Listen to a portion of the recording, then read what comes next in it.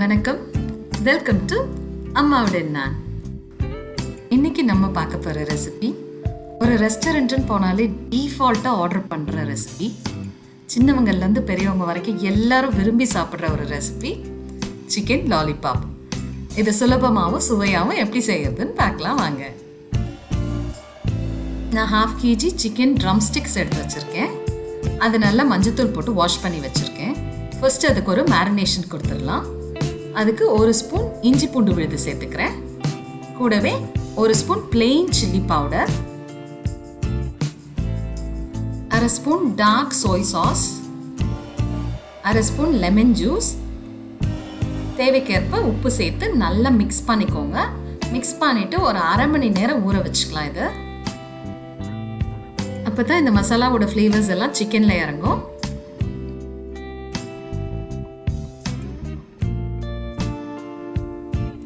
அரை மணி நேரம் ஆயிடுச்சு. அடுத்ததாக அந்த சிக்கனுக்கு ஒரு கோட்டிங் கொடுக்கணும். அதுக்கு 1 டேபிள் ஸ்பூன் சோள மாவு சேர்த்துக்கிறேன். கூடவே 1 டேபிள் ஸ்பூன் மைதா, 1 முட்டை உடைச்சு ஊற்றி நல்லா மிக்ஸ் பண்ணிக்கலாம்.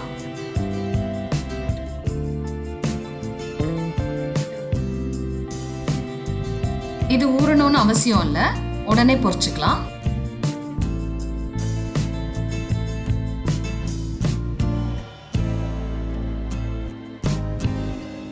நான் இந்த சிக்கனை ஃப்ரை பண்ணுறதுக்கு எண்ணெய் காய வச்சுருக்கேன். எண்ணெய் மிதமான சூடில் இருக்கட்டும், இல்லைன்னா மேலே இருக்க மாவு வெந்துடும், சிக்கன் உள்ளே வேகாமல் இருக்கும்.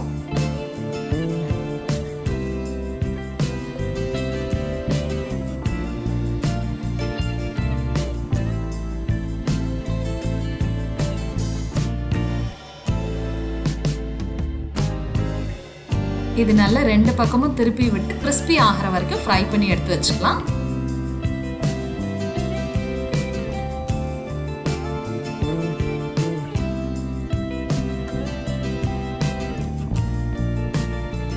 இதை இப்படியே ட்ரையாக கிறிஸ்பியாகவும் சாப்பிடலாம்.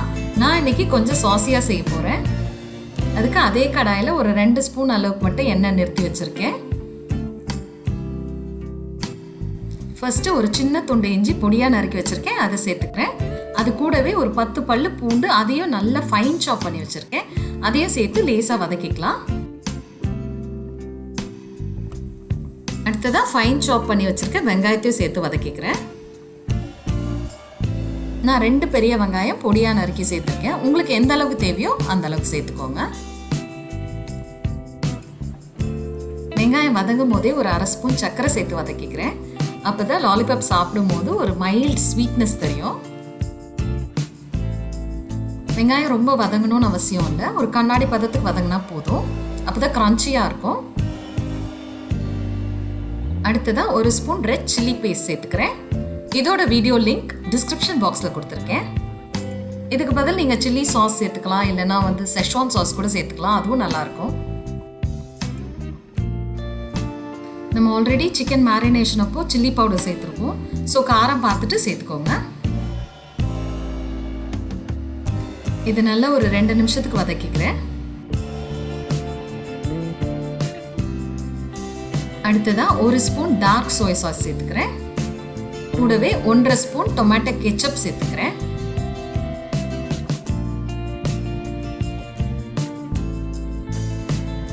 அடுத்ததாக இந்த மசாலாவுக்கு மட்டும் தேவையான அளவு உப்பு சேர்த்துக்கோங்க. ஏன்னா சோய் சாஸ்லேயே சால்ட் இருக்கும், கெச்சப்லேயே சால்ட் இருக்கும், ஆல்ரெடி நம்ம சிக்கன்லேயே சால்ட் சேர்த்துருக்கோம். அதை பார்த்துட்டு கொஞ்சமாக சேர்த்துக்கோங்க. இது ஒரு 2 மினிட்ஸ்க்கு வதக்கினா போதும். அடுத்ததாக ஃப்ரை பண்ணியிருக்க சிக்கனை சேர்த்து நல்லா இந்த மசாலா எல்லாம் கோட் ஆகிற மாதிரி கலந்துக்கலாம்.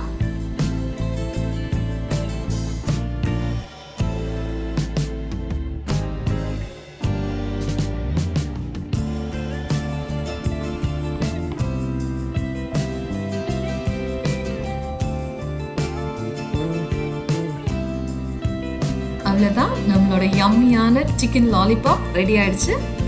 மேலே கார்னிஷிங்க்கு கொஞ்சமாக ஸ்ப்ரிங் ஆனியன் சேர்த்துக்கிறேன். ஸ்டவ் ஆஃப் பண்ணிடுங்க. Ready to serve.